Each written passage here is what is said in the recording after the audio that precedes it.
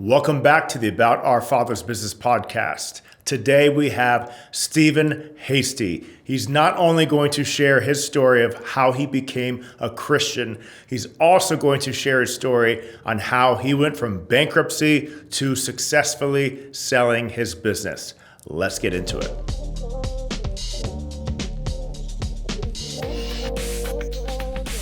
Mr. Steven Hasty, thank you so much for coming on the show. If you don't mind, we're going to get straight into it. How Sure. did you come to your faith in Christ? Okay. I didn't come to know Christ till I was 21 years old, something like 22 and a half, 23 years old. I did not grow up in a Christian home. We went to a church. We went to a mainstream denominational Protestant church. When I was a kid, I remember going to church, and I remember they'd walk in and sing, "Holy, holy, holy." I remember that. I know the words to that really well, to that song. And I think I was 6 years old. I knew them. I learned the Apostles' Creed. And to this day, I can still recite it. I learned it, but I didn't know what it meant. So that's the kind of environment that I grew up in. We were kind of nominal type Christian people, and Creasters, Christmas and Easter, we'd get there for that. And but I always thought that if you go to church and do good, you'd get to heaven. But never anything about going any deeper than that. And then I went into the Marine Corps. I'd started school, but I went into the Marine Corps at this was during the Vietnam War, 1967, 1968, 69. And when I came back off active duty, I went into the reserves, and it was kind of a God thing there. That I went to college for 3 years, flunked out, basically. I took my educations to the highest level of mediocrity, and that's what I'd like to say about that. I was an engineering major. Everybody thought I'd be a good engineer, so I started doing that, and my heart wasn't in it, my mind wasn't in it. I was going to college. I was 17. I was early, going to college, and I was very immature. Make a long story short, they asked me not to take a year off and think about that. And at that time, again, Vietnam was going on, and I thought, well, I'll go serve my country. At that time, you could volunteer for the draft. I realize this is going a little ways away from my faith journey, but it all leads into it, and I could see God's hand in that at this point in time. So I thought, well, I'll go down. At that time, you could volunteer for the draft, and I thought, well, I can go boot camp, combat training, and do one tour of Vietnam, come home, and go back to school in 2 years. So that was my plan, and so I decided to go down there. I went down, and I volunteered, and they said, well, we're looking for a guy like you. And I said, yeah, I've seen the Marine Corps advertisement looking for a few good men. And they said, no. They said that we have a reserve center here in town that is looking for a guy. He said, the next guy that comes into your recruiting office that has any engineering background or any college mechanical aptitude stuff, send them to the reserve center, because they've sent two guys to a school and they've both flunked out, and they're making us look bad, so we need to have somebody that's going to pass that school. And it turned out that school was machine shop. I became a machine shop repairman in the Marine Corps. And that was my training. After you go through boot camp and combat training and all of that stuff, I got some machine shop training. Well, I came back after that. When I got off active duty, I went back to, we were from Omaha originally, and went back to Omaha, and that's where the reserve center was.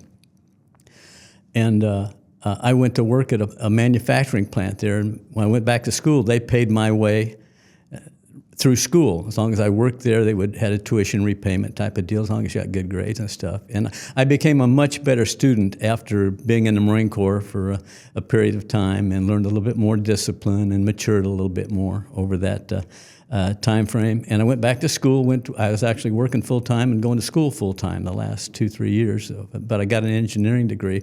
But that machine shop training played into my life later on. Well, when I went to work at this manufacturing company, I was in the shop, and after about 6 months, they moved me into the office. This was a plant of about 300 people.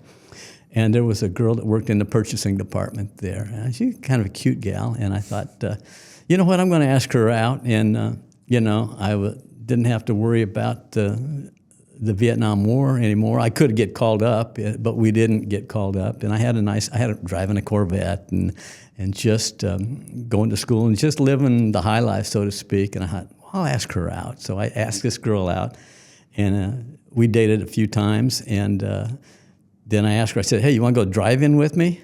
And she says, yeah, I'll go to drive-in with you on Saturday night if you'll go to church with me on Sunday. And I thought, sure, I can handle that, because I can speak the language. I can get through that okay. But I was not a churchgoer at the time. Mm. And so we did. She went out with me on Saturday night, and I went to church with her on that Sunday afternoon, and I thought Sunday morning. And it was quite an experience. It was one a little different than what I was used to. And I went in, and these people were carrying Bibles, and they had something that I'd been kind of looking for. After I come back, I kind of felt there was something else that I'm missing in life, and I didn't know what it was. Mm. But I went to church with her, and I saw that in these people that they had something that I didn't have. And so as a result of that, I started going to that church a little bit more and started learning a little bit about the Bible. And this gal introduced me to, in my Christian faith, or what began my Christian faith. She says, Steve, you got to remember these 4 things. And it turns out they were what they call the 4 spiritual laws. And I didn't have any idea what that was. I didn't have a plan going forward or anything. She says, first of all, God loves you and has a plan for your life.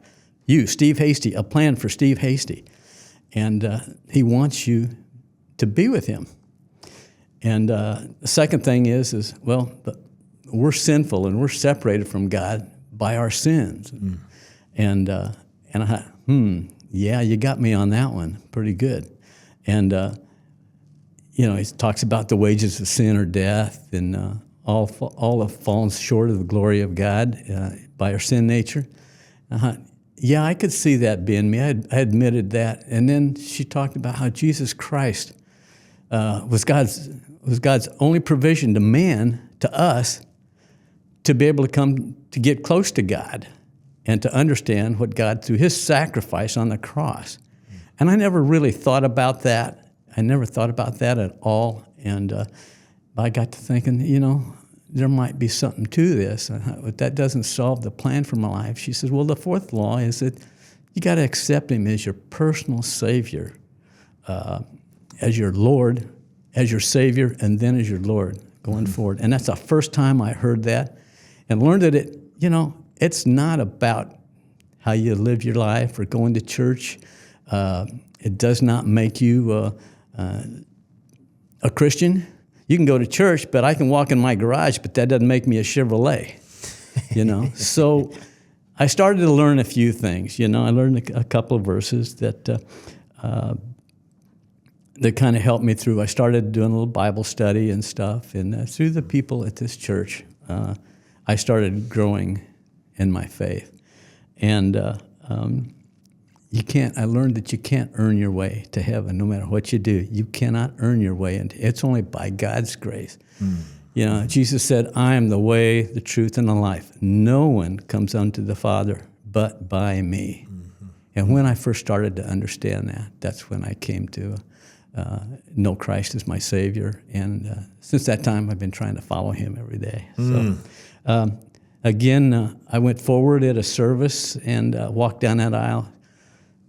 The 25 toughest steps I ever took, I think, getting out of that pew and walking down in front and giving my life to Christ. Wow. And all I could remember saying was, well, I don't know really about all of this. I know you've given me some basic groundwork. And he says, I don't know what the future holds, but I know now who holds the future. Mm. And that was the start of my Christian walk. And he didn't guarantee me that my path would be easy, that it wouldn't bring me necessarily fame or riches or any of that kind of stuff or power, any of those things that we all seem to strive. As a young guy, that's what the worldly things. But he did guarantee me that he would never leave me or forsake me. So, and that's what started my journey, my faith journey. So then what denomination of church did you grow up in? I grew up in a Methodist church, basically. And there was a point in time when the Methodist church was more Baptist than the Baptist church. Because it sounds like the other church that your wife took you was Baptist. You know what? Because there's an altar call. Okay. It was a Baptist church. It was not my wife that took me to that. That was not my wife. Oh my goodness! Yeah. Everybody makes that assumption, but that was not my wife. That was a gal at work, and everybody said, "Watch out," because she's kind of a religious fanatic, and But we dated a few times, and we just didn't click in terms of that. And I got into that church, though. But the pastor of that church this is 1967, 1968, 69, I think that was, had a really hot hippie chick daughter.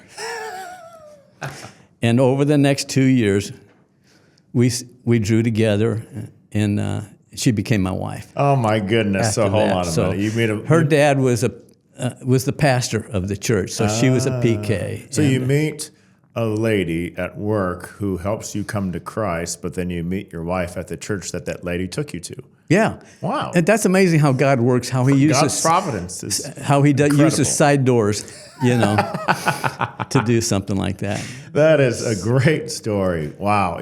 One of the things I loved about what you said was you didn't say a prayer and that was it. Because I think there's a misunderstanding sometimes with what does it mean to become a Christian. There has to be a real intellectual understanding. There has to be a heart understanding. Yeah. And it starts with the knowing of our sins and our sinful nature. Oh my goodness, yes. And there's nothing we can do to rid of that sin except through the blood of Christ. Exactly. And just understanding that. Yeah. Early on, I did not, before I came to know Christ, I did not know that. You could have the intellectual assent of knowing about Jesus, but knowing him is totally different. Again, like you said, that's got to be a heart thing. You've got to, when he comes into your heart. And I changed my ways because, again, I had things good, and I played on the work softball team, and I'd go out with the guys and we'd play ball, and I'd go drink beer with them and stuff like that at a point in time. So I was living kind of worldly life up until I came to know Christ. So, and I definitely was a sinner. I'm still just a sinner saved by God's grace. Yeah. And that's the only thing that keeps me, a lot more things now that he's given to me and helped me with to get me through times. So you started out in the academic setting as an engineer, or you wanted to be an engineer. Everybody thought I'd make a great engineer. You know what? Later in life, I thought I'd have been a great history teacher. But why do you say that? I just do because I like history. I like traveling. I like to sing things, and I like to sharing those experiences with other people. Yeah. And you do that in teaching and stuff like that. So, but I thought, well, I'll make a lot more money being an engineer, and that was kind of a thing. But in high school, my worst subjects were math and science. So why I became an engineer, only God knows. That's the path God directed me to, and He used that engineering training later on in my life. How was going into the military during the Vietnam War era? Was it tough? Well, it's tough, but you know what? I just felt that at the time, and I don't see a prevalence of that in the people today, that I just felt like I owed a debt to my country, and I felt that I needed to serve my country, and that's the way I went. I fully went down there to prepare to go to Vietnam. I'd had friends in high school and went and served, and one of them didn't come back, but I thought, well, that's my plan. I'll go do that. I can fit that in and come back, and then I'll have some GI Bill and finish my schooling, go back to school. I could still become an engineer on that. So, but that started the education. I switched majors. I also was a civil engineering major early on, and I didn't like surveying and stuff like that. But when I came back from boot camp, again, it's a God thing, that I got a job at a manufacturing plant. And I eventually became a manufacturing engineer with these guys. And I had a big interest in that at that time because I went to machine shop school and they trained me. I could work with my hands. I could do a lot of things. And that engineering stuff started to click for me. But the thing about being an industrial engineer is that an industrial engineer has his fingers in everybody's pie. You know, I had to learn accounting. I had to learn the engineering principles and physics and structures and all that, probability statistics, and just all kind of different science things and physics, technical physics. And it's like pulling teeth for me, but I got through it.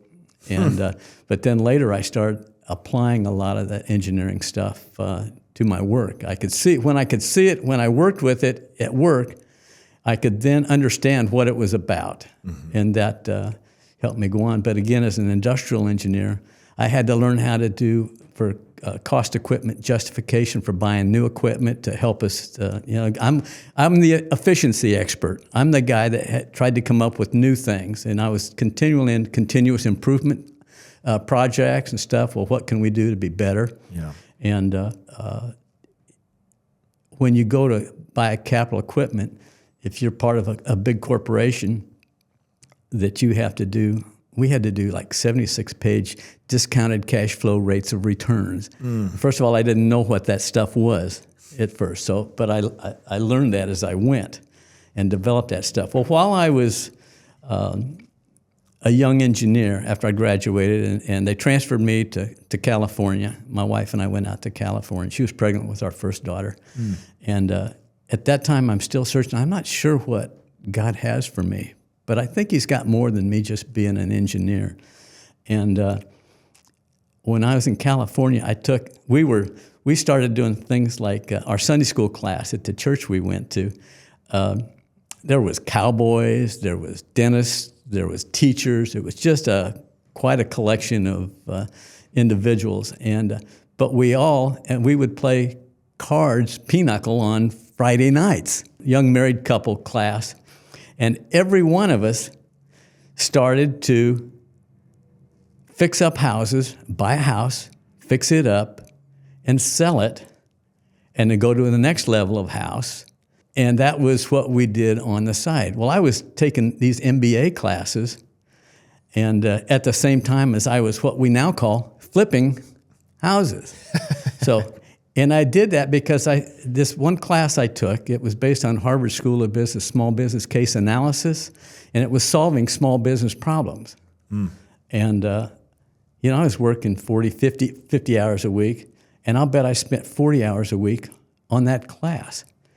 But I found out I was pretty good at that. I could solve small business problems or look at it and through their process and their procedures and how they went about it. I learned to be able to evaluate problems in small business and how to solve those problems and stuff like that. The other class I took, the graduate level class I took, was marketing. And I did really good at that too. So those are two things that led me to start believing that, you know what, I could do this myself. I could do this. So that was my plan. I decided, okay, after I finished those classes, but they transferred me back to Kansas City. At that time, they were going to build a new plant in Kansas City, and I was supposed to take over that plant. And again, about 350 people. And it was a plant that manufactured or built the gas tankers that deliver gas to gas stations. And so I was going to come back and be a part of the management staff, and then eventually when they built the plant, then take over that plant and run it, because I was the next generation. I was the youngest guy on staff. I was 32, 33 years of age. And the next youngest guy on that staff and there was like 10 or 11 of us on staff, and he was 58 years old. And I showed up and I started working here, and I worked a couple of years, and I thought, you know what? This is not going to work out, because they were just setting the next guy up for failure just by their practices and the way they were operating. And then they came and told us that, well, we're not going to build a plant in Kansas City. We decided we're going to build it over by Champaign, Illinois, or someplace mid-Illinois. And again, I'd been flipping these houses. We lived in 4 houses in 6 years. And my daughter was becoming of school age, and we said, you know what? I'm sorry, fellas. I am not going to move again. We want to put roots down, so I think we'll stay in the Kansas City area. Well, in the meantime, I had started to look around in the newspaper, looking at business opportunities, in the want ads of businesses for sale. Wow. And I found this small, tiny 5, 6, 7-man shop called A&E Tool and Die Company. And well, again, I had background as a machinist, so every machinist is not a tool and die maker, but every tool and die maker is a machinist. You have to have those skills to begin with, and it's what you do with those skills that take you into tool and die. So I thought, I could probably do that. So we investigated that, and I looked for 2 guys. This was 1980, and I found A&E Tool and Die, and I had 2 guys. They were 61, 62 years old, and they wanted out. And neither one of them had family that wanted to stay in the business. So I thought, well, I'm not a tool and die maker, but I know all the principles of what they're doing, so I can hold people accountable for that. And I had enough tribal knowledge that I could probably get by that or fake my way through it, but you didn't know how to build make the tools. I couldn't build a tool. 6 months later I could, but originally. So again, very young, very naive. So we agreed. I did an agreement with the 2 owners that I would give them. They wanted something down. I said, well, you got to give us something down, but we will carry the note. It was back when leverage buyouts, LBOs. And I did a leverage buyout with these guys. I paid them way too much for the business initially. We renegotiated later on. But I paid them way too much for the business. But they became my financiers. Mm-hmm, mm-hmm. And so we started into this, that I came in and I worked for a year with them on salary. And then I took over the business, and they stepped out. This was 1980. My second mortgage, because we had flipped the 4 houses in 6 years, we would take everything, once we flipped a house, the profit that we made on the house, we would turn it around and build a next level up house. Never lower, always up. Because you could defer your taxes if you bought a house more expensive than the previous one. Okay. So at that time, the laws have changed since then. But so we did that 4 times, knowing that by now that, I would probably go into business for myself. And what we thought, again, this is Steve Hasty's plan, was that I'll go into business for 10 years and I'll sell it, and then I'll go, by this time I was really doing quite a bit of ministry work. I was in the Word quite a bit, and that I would go into ministry at that point in time. That was my plan. I didn't want to go ask people for money to fund me in ministry. So again, that was my plan. It's not necessarily God's plan. So we bought A&E Tool and Die, and 2 years later, we ran into our first, I went in there and we had, the first day, again, so naive when I went in there, we had 3 days worth of work. So I had to hit the ground running. So I knew the customer list, so I got out to the customers and that was the first thing you did? Get to the customers. Yeah, first thing, get to the customers. And the guys had a good reputation. They were tired and wanted out. Why did you go to the customers first? Because we needed work. I tried to say, hey, you got more work, what we can do. We've got time, we got capacity, I heard something that recently, it was pretty profound, but even so simple. It said something like, nothing happens in business until something's sold. There's nothing that happens until something has been sold. Yeah. If you go into a business, of course, this is when we get to maybe a later question on challenges of a business. Yeah. If you don't have a product and if you don't have customers, you don't have a business. Amen to that. I know a lot of people start something up, but don't have a plan as to where, they know what they want to do. You know what that's called? A hobby. Right. It's not a business until And so many people do go and start a business and go into that and end up with some failure because of it wasn't what they expected. So it's better to put your toe in the water first if you're going to jump into a business that you've never been in before. But keep your job. I have a grandson that told me that he was going to switch jobs.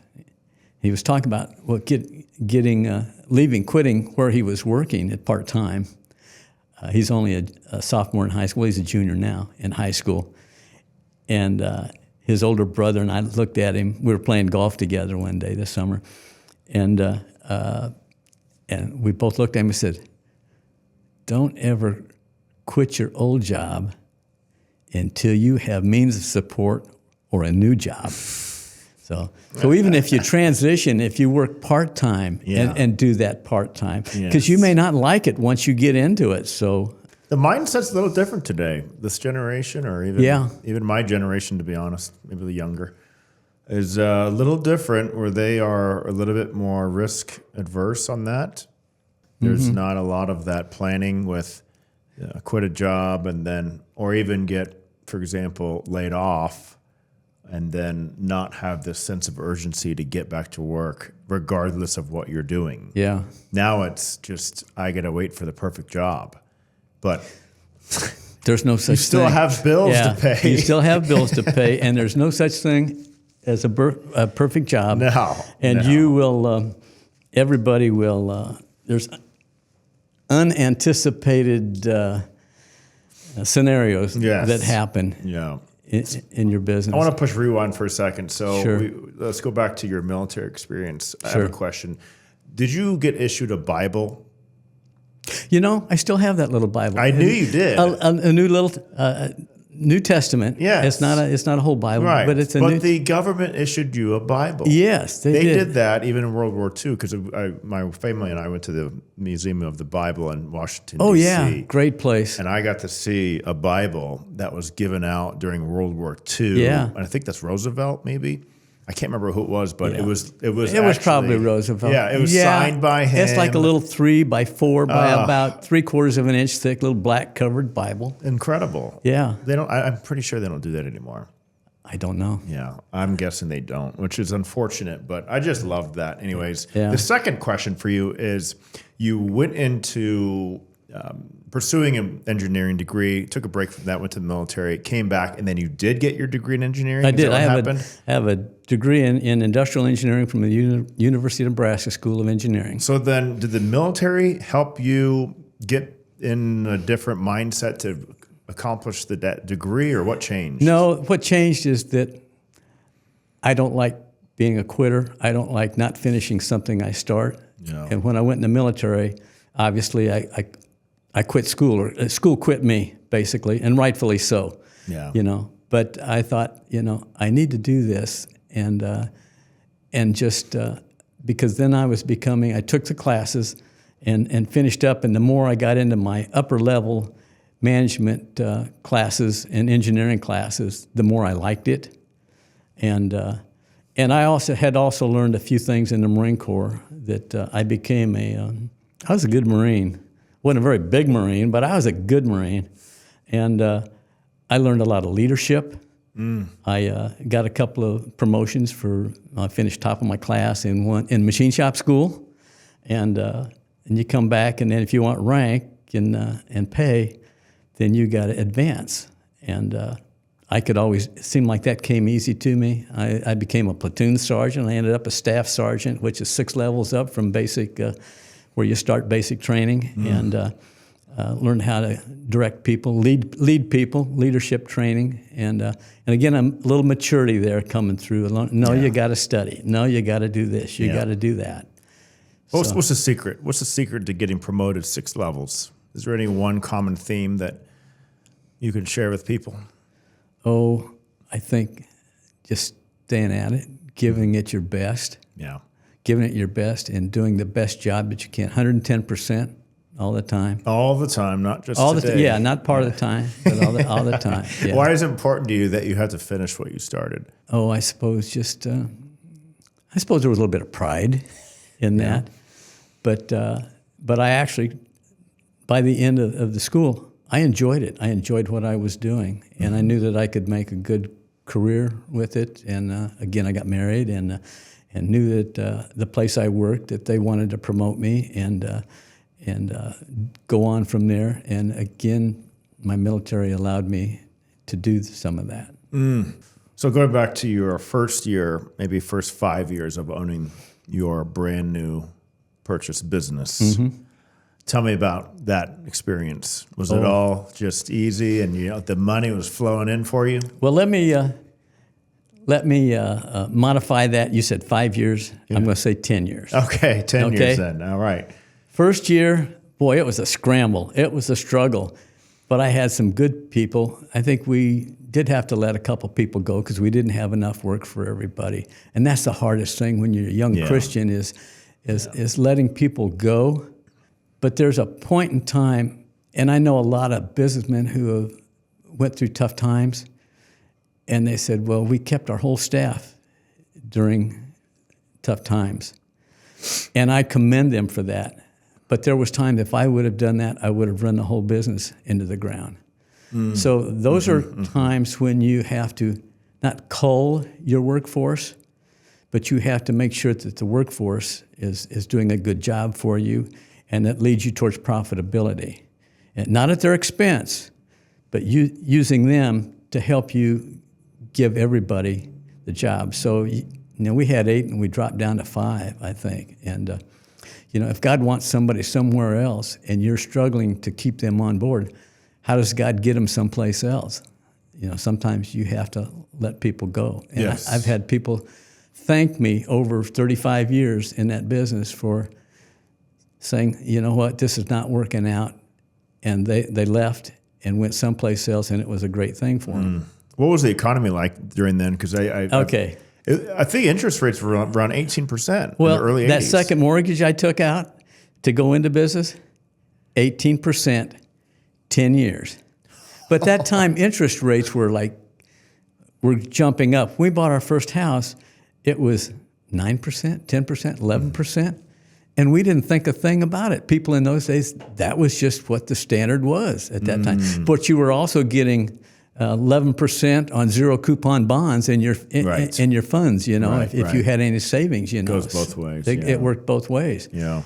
But you got to be saving in order to capture that. So if you're not saving and you're only borrowing, you're in trouble. Yeah. Or at least you're getting the short end of that stick. Yeah. Well, you have to make sure, again, when you're evaluating these things, that you can handle the debt service on something like that. So after the first year, it worked okay for a year. We were kind of up and down, but we were able to maintain. But 1982 came by, and that was the first recession that we hit. And it got so bad because at that time, a lot of manufacturing was starting to be offshored.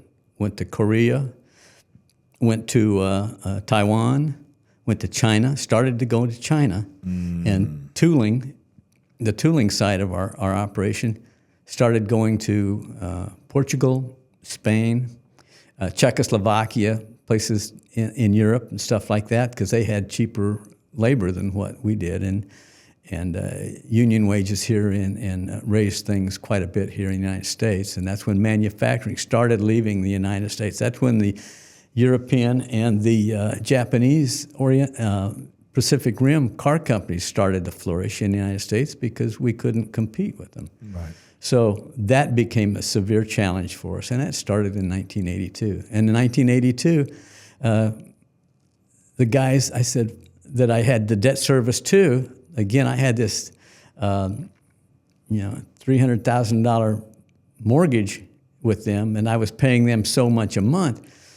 But it got to when sales dropped down to a certain level and profitability that we couldn't handle the debt service. And at 1982, I said, fellas, I don't know that I can continue to do this for you. I can't make the payment. It was too much debt service for me. And they said, whoa. He said, we don't want it back. He said, yeah, you lost $16,000 that year. He said, we'd have lost $160,000. So we don't want it back. You just pay us when you can. We know that this recession will end sooner or later. You've got a good path. You've got good projections for what you're doing. You're on a good path, so we'll ride with you, and let it go. You just pay us when you can. Now you do got to pay us something when you get a chance. So they worked with me. Again, Wow. They were my bankers, and were a little more flexible than a normal banker would be. So after that, I think it was 1983. The recession was over, and our phone started ringing, and it off the wall. And for the next 6, 7, 8 years, it didn't quit ringing, and we grew business-wise, and we were able to continue our projections, our plan. It delayed my plan a little bit. And then, but we grew to, I don't know, we were like 20 employees or something at that time, and maybe $1.5 million in sales. But I didn't have a credit line. I was just balancing my receivables off of my payables, and that became a chore. And everybody said, well, Steve, you said you need to get a credit line so that you can sleep nice, because it's not fun on Wednesday knowing that you've got an $8,000 payroll and you got $2,500 in the bank. Yeah. Where's that going to come from? So that's when you're calling customers and say, look, you're a little behind payment. Can I come pick a check up for this or that? Whatever you had to do. So it made sense in one way, and another way I just thought, no, don't borrow money. So we did that for 8 years, and then finally I got a line of credit. I think $150,000, something like that. It did help me sleep nights a little bit better because I didn't have to balance my payables off my receivables. Yeah. And I didn't have to wait for aging of my receivables and things like that to kick into play before I could pay my bills. So that worked okay. But that worked great until 1990. And during that time, I learned how to run a small business pretty much.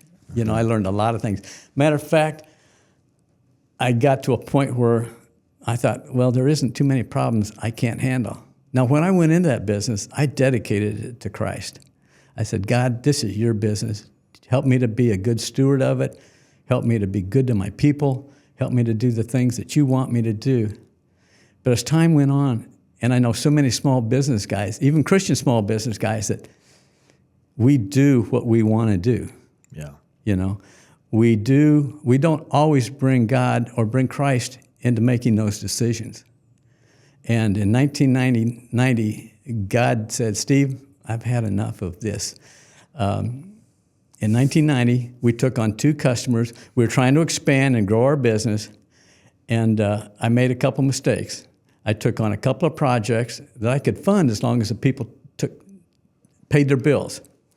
And I had 2 customers that basically scammed me. Really one of them had no intention of paying me. And this was, one of them was $250,000, the other was $150,000. Well, 1980 or 1990, that's a lot of money. Yes. So we took these jobs and got into them.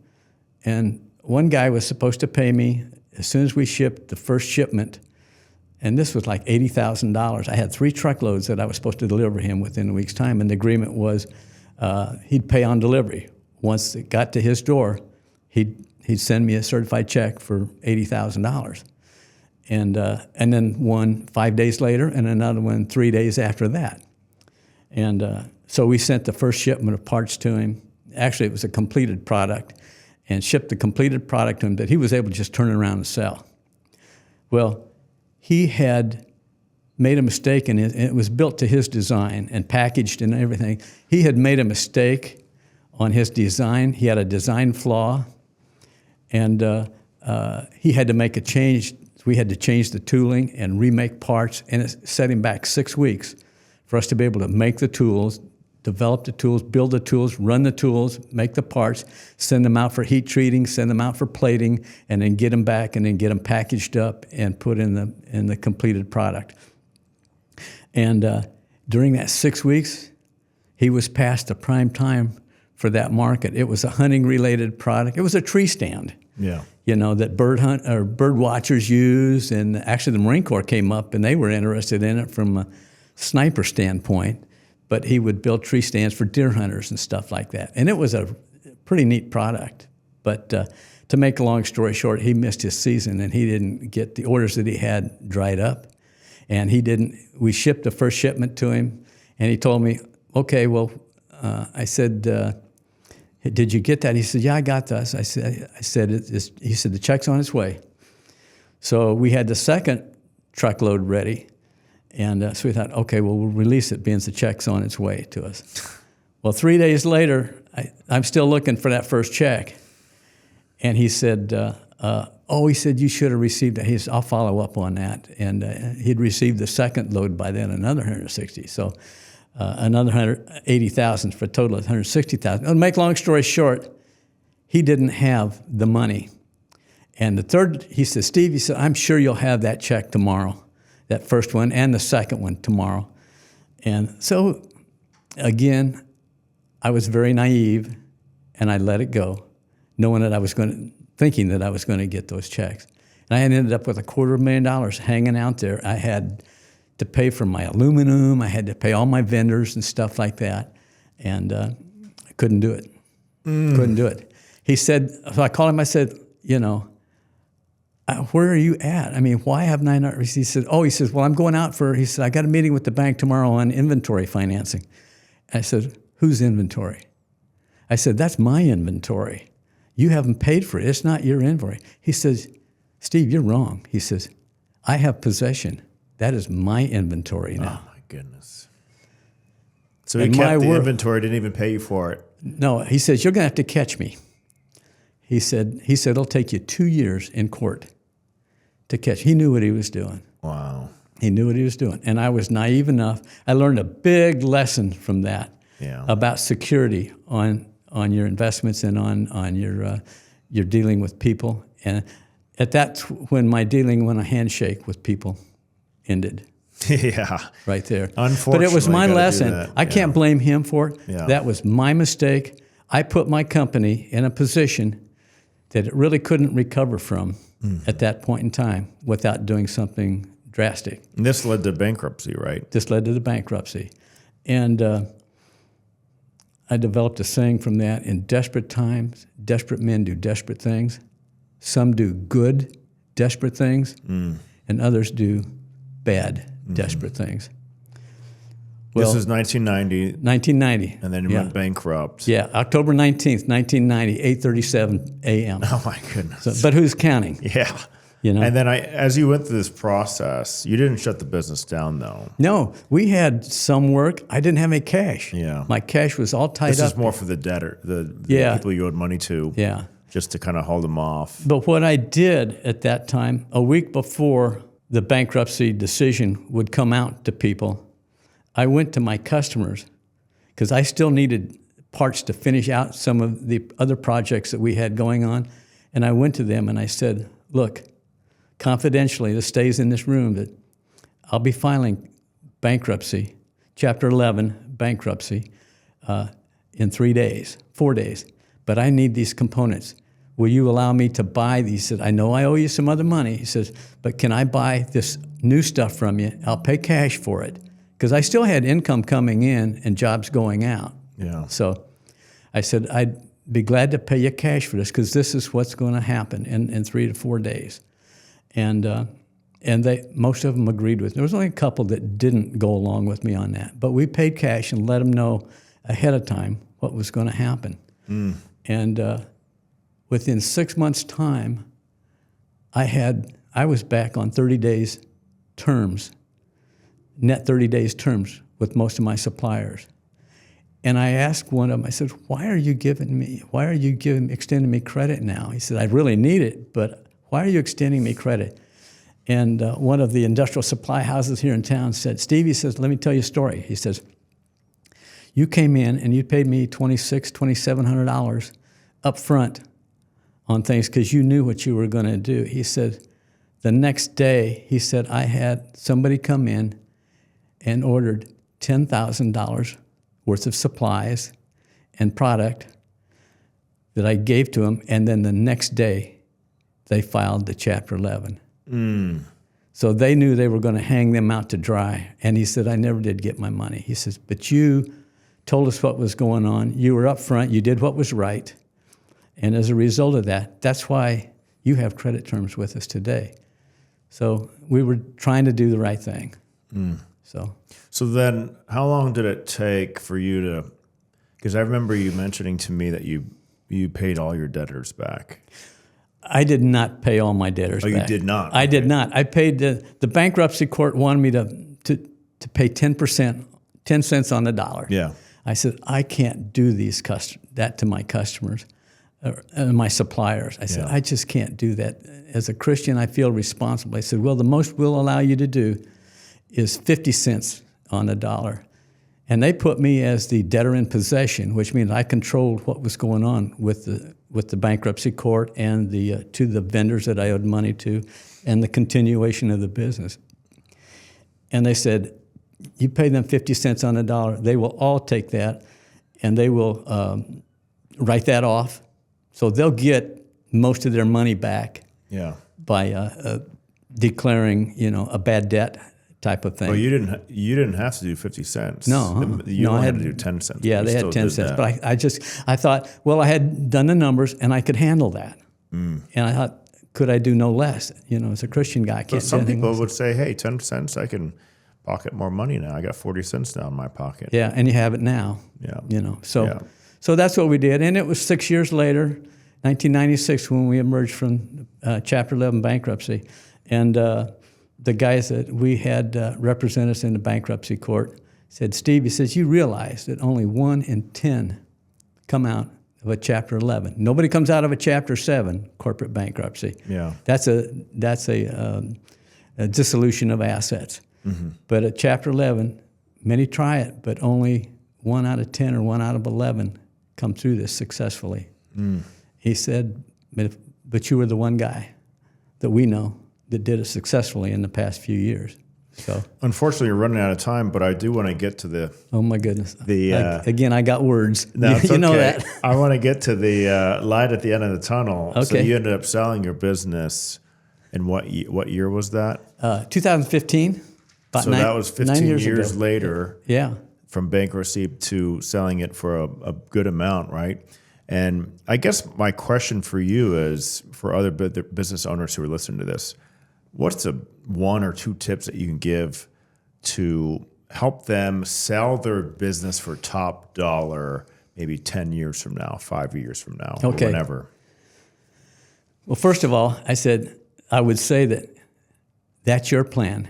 That's not necessarily God's plan. Because we actually, 2 years before we sold our business, we had a buyer for the business, but we couldn't agree on a contract. And we were devastated by the fact that didn't go through.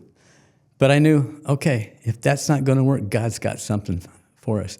The first thing I would say when you're getting ready to exit a business is ask yourself, when do you want to be out of the business? If you're going to tell me you want to be out in 1 year, you're 2 to 3 years too late in doing that. But again, it depends on the size of your business. It takes time to sell a business correctly. I would say that you need to establish a good exit strategy team, and that's what I did, because we were in the $8 to $10 million sales range at that point in time. And you have to have a good team in place for your exit strategy. I had my CPA, I had my tax attorney, I had a business broker that I didn't have him as a broker. I had him as an advisor to me. I paid him by the hour rather than on a sales commission, because I didn't want somebody that was working for me that was just interested in taking the first sale just so they could get a commission. Right. But I want him to advise me and lead to some. Now, that's what I did. I had somebody and paid him by the hour. I paid him more by the hour because they said, we'll charge at this time $250 was going attorney's fees. He says, I'll pay you or advisor fees. I'd pay you, pay me $250 an hour per hour, or for billable hours, or I can take a less with a sales fee on it, but that sales fee added up to more money. Now, I did end up, when we got a successful transaction, did give the guy a sales fee on it somewhat, because he really did a good job for us. But start that process early, get a good team of people on it. I had my general manager, because I had a relationship with my general manager and my plant superintendent. They were guys that I hired 20 years ago. Prior to that, out of trade schools, they graduated. And I had a practice of hiring the top graduate out of a trade school up in Nebraska. I'd hire the top graduate, and he'd come down here to go to work for me. They were both farm guys, farm boys, but they were great shop engineers, and one had great people skills, and the other one had great planning and negotiating skills. So between the two of them, one of the general manager was on my exit strategy team. I also had a CFO who worked for me part-time, although he gave me almost full-time, paid him half-time, but he worked almost full-time for me for a few years. And I let him know that this is what my plan is. And he said, well, Steve, you know that I've put 3 small businesses through acquisitions from I'm thinking of the word now, private equity groups. He said, I know all the due diligence, and I can do all of that work for you. So he was a part of my sales, a part of my strategy team. So I'd say get a good team together that will hold confidence and not let the rest of your people go. Now, we did end up having to give some other people some incentive. My sales manager let him know ahead of time what was happening. I told him I'd give you when it goes down, you're going to get a bonus of this and that, and a couple of people like that. So, but not only develop your exit strategy team, but also develop your staff, your team, in our case, our manufacturing team.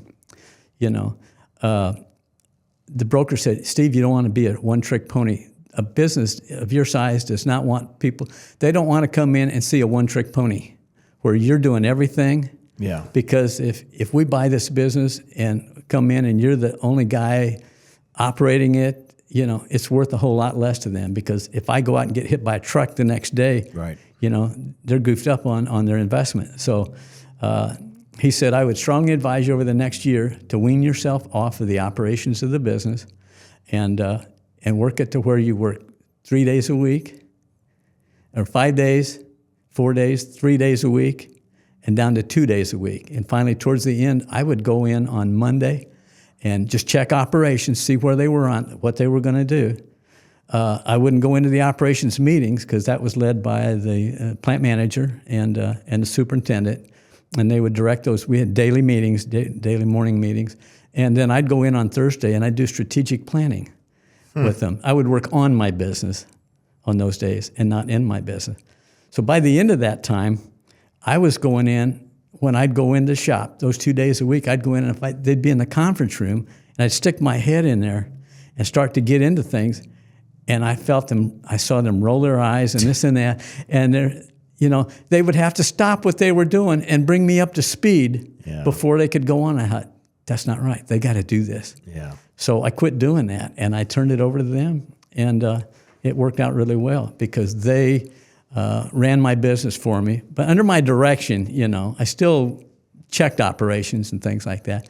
But when we sold the business finally, the guys that bought it said, Steve, he said, we didn't buy you got a great customer list. We didn't buy your customer list. We didn't buy your equipment list. We had lasers that ran at night, lights out operations and high technical stuff. He said, we didn't buy your equipment list. He says, we bought your team because you developed a team that could work together and develop the business. So that was, and have a business plan. Even though you were selling tangible things, you were crafting tools, right? Mm-hmm. It always goes back to you're in the people business. Yeah. Because the fact that you built a team, that is what got you maybe a higher value for your company. Well, that's true. It wasn't the product. Yeah, and it was during the last 2 years where I really developed that team more, where I was in the business less. We had an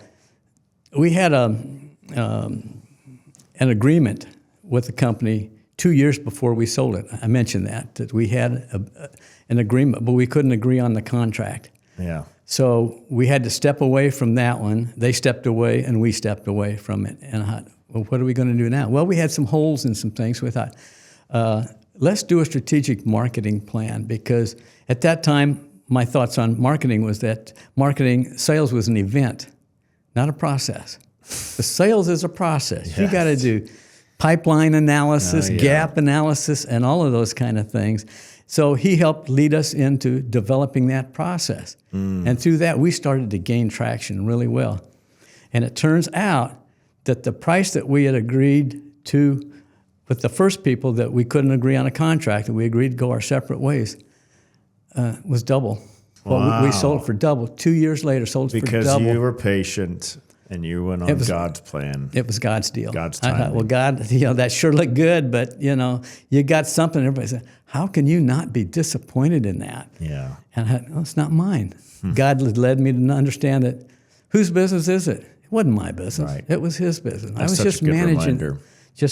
the exit. So, but you got to develop your culture. Yes. Thank you so much, Mr. Hasty. This has been an absolute pleasure. I really enjoyed listening to your story and just hearing about all the things that you went through to get to where you are today. And, watching God's providence looking backwards in time is very clear. And it's just beautiful to listen to how he worked in your life. So thank you so much for coming on the show, sir. You're welcome.